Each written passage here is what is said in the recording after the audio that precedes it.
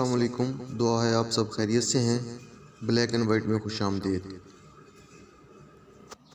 اگر ہم انسان، جنات اور فرشتوں میں موازنہ کریں تو انسان ظاہری طور پر ایک نسبتاً غیر اہم اور کمزور دکھائی دیتا ہے۔ ہمیں معلوم ہے کہ انسان کی تخلیق کے وقت شیطان، جو کہ ایک جن تھا، اور فرشتوں نے مٹی اور گارے سے بنے جسم کو ظاہری طور پر دیکھ کر یہ اندازہ لگایا کہ یہ تو ایک حقیر سی مخلوق ہے جو زمین پر خون ریزی کرے گا۔ عزازیل، جو کہ ایک جن ہے، اپنے علم اور عبادت کی وجہ سے فرشتوں سے بھی زیادہ خالق کی نگاہ میں قدر و منزلت رکھتا تھا، دھوکہ کھا گیا۔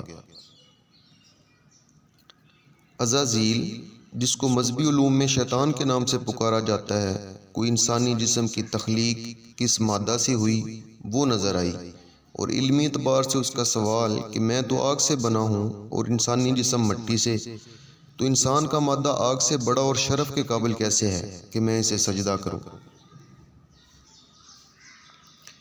فرشتے، جو اللہ کی ایک اور مخلوق ہے اور اللہ کے ہر حکم کی بجا آوری میں کسی قسم کی کوتاہی نہیں کرتے، وہ بھی تجسس سے پوچھنے میں حق بجانب تھے کہ جو مادہ انسانی جسم کو تشکیل دے رہا ہے اس کی اصل حقیقت کیا ہے۔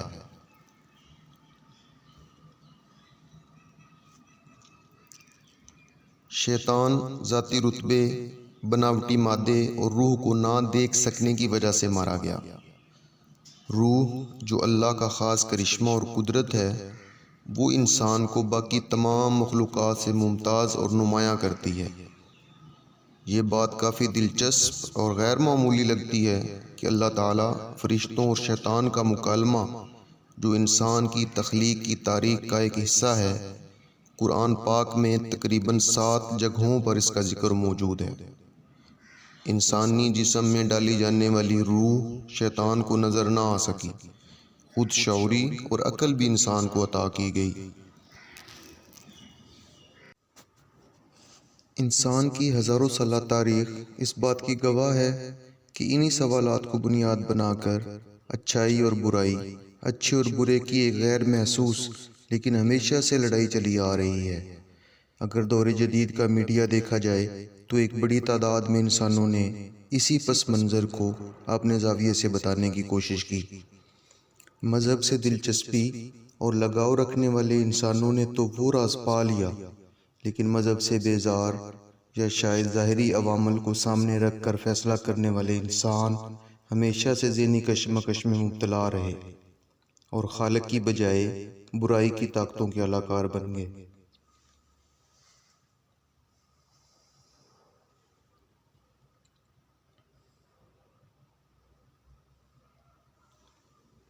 انسان سے ظاہری طاقتور شیطان عبادت گزار اور علم کے باوجود یہ سمجھ بیٹھا کہ اسے مٹی سے بنے ایک جسم کو سجدہ کرنے کا بولا جا رہا ہے، لیکن حقیقت میں سجدہ اس روح کو کرنا تھا جو اللہ کا امر اور قدرت انسانی جسم میں ڈالی گئی، اور وہ روح حضرت آدم علیہ السلام کے جسم میں جو روح پھونکی گئی، اللہ تعالیٰ اس کو اپنے آپ سے منسوب کرتا ہے کہ جب میں اس میں اپنی روح پھونک دوں تو تم سجدے میں گر پڑنا۔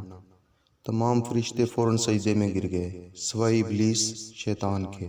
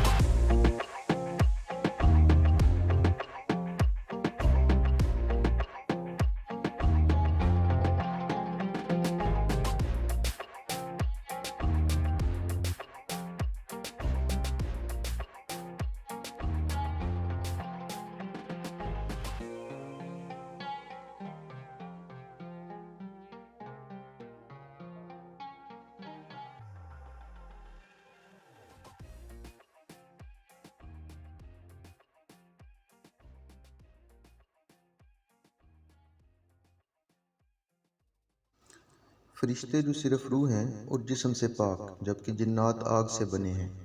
حیران کن طور پر انسان کا مقابلہ یا موازنہ جس مخلوق سے شروع ہوا، اس مخلوق کو عام انسان دیکھنے سے بھی قاصر ہے، لیکن اللہ تعالیٰ نے جنات اور فرشتوں کو یہ طاقت اور قدرت عطا کر دی کہ وہ اللہ تعالیٰ کی بنائی اس شاہکار مخلوق انسان، اس کے کمالات اور اس میں چھپی خوبیوں اور اہلیت کو دیکھ سکیں۔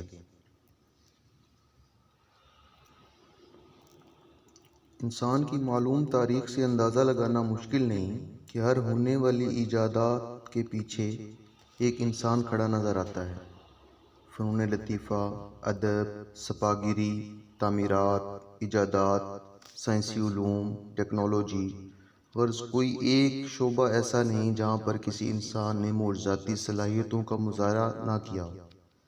کائنات اور اس میں پائے جانے والی تمام نعمتوں کو دوسرے انسانوں کے لیے فائدہ مند بنانے اور اس کو مسخر کرنے کی جستجو انسان ہی کے حصے میں آئی۔ انسانی دماغ نے اپنے سے بڑے اور طاقتور حیوانات کو بھی اپنا فرما بردار بنا کر یہ ثابت کیا ہے کہ انسان کو اللہ تعالیٰ نے ان بے شمار صلاحیتوں سے نوازا ہے جو کسی اور مخلوق کے حصے میں نہیں آئیں۔ اب سوال یہ ہے کہ انسان جو تخلیق کائنات کا نقطہ عروج تھا، اس سے کون سا ایسا کام لینا تھا کہ اسے تمام مخلوق پر برتری عطا کی۔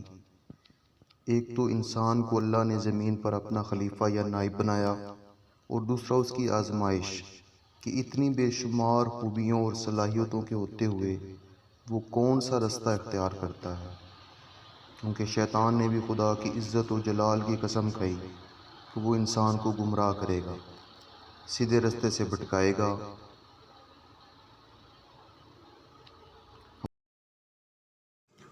ہماری آئندہ بحث کا موضوع اسی مکالمہ کی حکمت کے بارے میں صاحب علم کیا کہتے ہیں اس پر ہوگا۔ گزارش ہے کہ چینل کو سبسکرائب کر لیں تاکہ انسان کو سمجھنے کی اس تفریح میں ہم ساتھ رہیں۔ شکریہ۔